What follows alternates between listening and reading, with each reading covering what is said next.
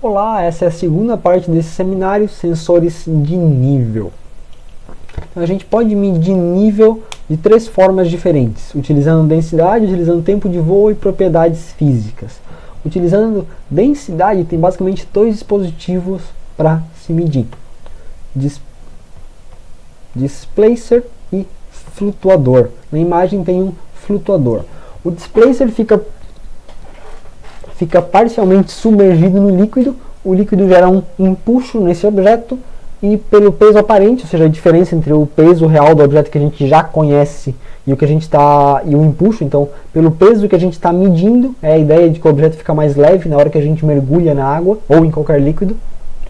Pelo peso aparente que a gente está medindo, a gente consegue saber quanto desse objeto está mergulhado.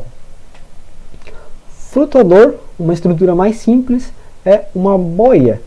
Um elemento fica boiando na superfície do líquido e a gente consegue, medindo a posição dessa boia, a gente consegue descobrir qual é a altura do líquido. Na imagem tem um flutuador, eu acredito que todo mundo conhece muito bem esse tipo de estrutura. A segunda forma de medir a gente já discutiu, que é por ultrassom. Então tem uma intersecção aqui nos dois assuntos e eu não vou explicar de novo. A gente pode medir esse tempo de voo por ultrassom ou usando basicamente os mesmos princípios com outras formas de onda, por exemplo, laser. Então a gente já discutiu qual é a ideia de emitir algum tipo de onda e medir o tempo de retorno, e isso pode ser feito para medir nível. Emitindo o tempo de onda, a gente sabe a altura do líquido. A terceira forma de medir é usando a variação de alguma propriedade física, alguma coisa que varia conforme a altura varia.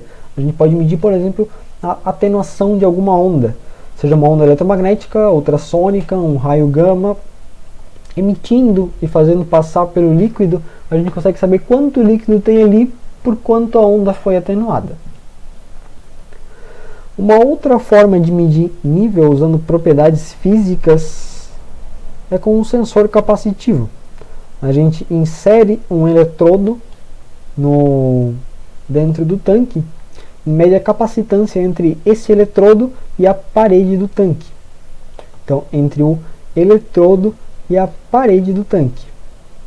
Esse tipo de sensor pode ser com facilidade também implementado só para não detectar o nível como valor real, mas como chave, detectar só se passou de um certo nível ou não, que é o caso B aqui. O caso que eu descrevi como sensor de nível é A, e a gente pode usar isso como uma chave de nível também.